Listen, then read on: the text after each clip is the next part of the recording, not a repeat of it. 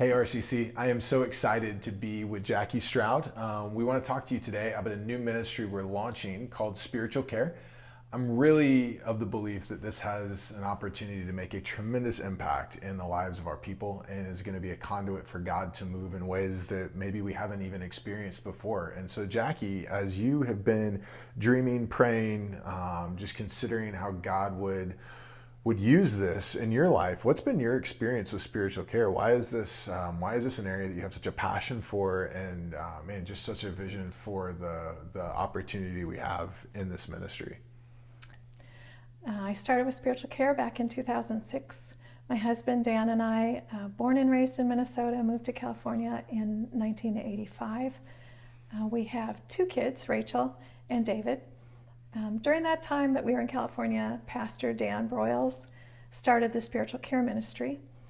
Pastor Dan has a marriage and family therapy license, as well as he's a social worker and a pastor. So we started that back in 2006. I was in his first class, and I was the training lasted about 9 months, and then I was a caregiver for about a year and a half.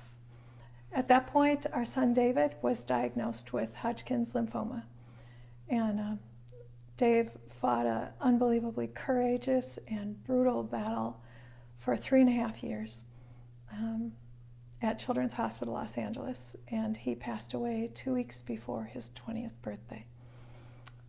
No one spends that much time in a pediatric intensive care unit without seeing and hearing some really difficult things.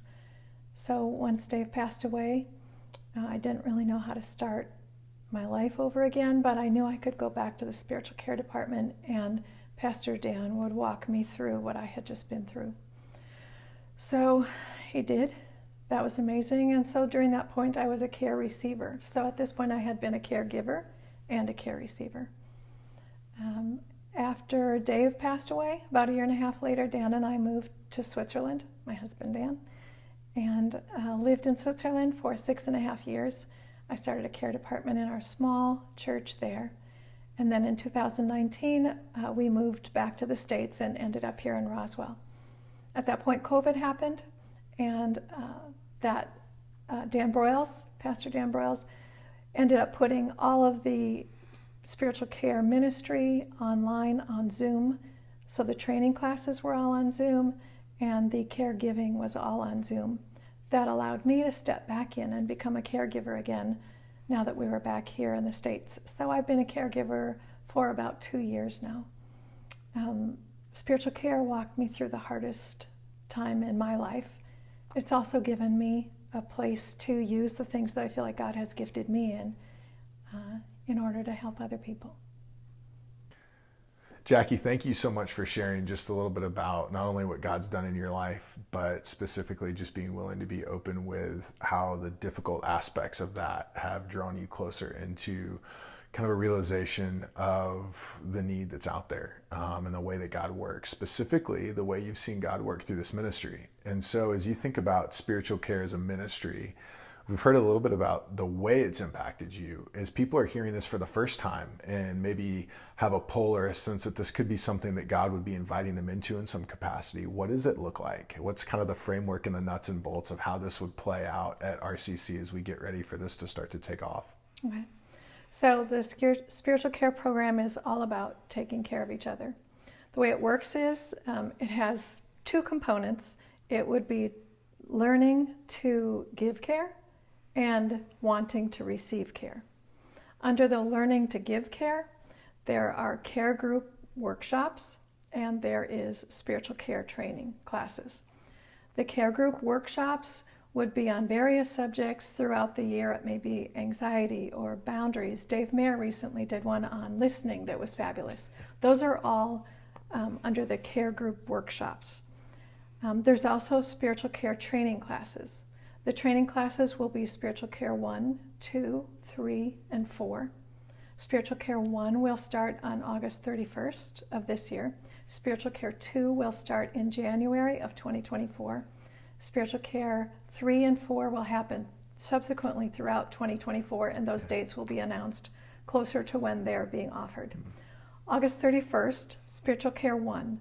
That will be conducted by Pastor Dan Broyles on Zoom, starting at 8:30 California time, and that means 11:30 our time. And that's AM. That's AM? Yeah. That'd be bad if it was PM. PM.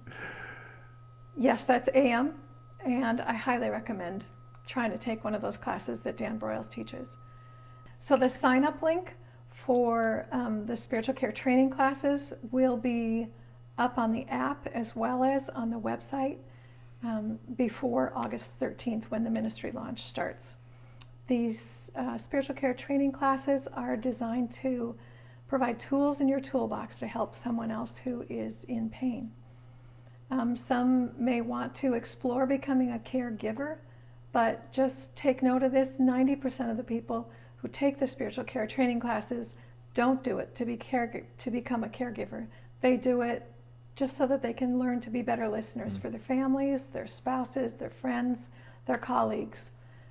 We all want to be people who feel confident and equipped to step toward people who are struggling.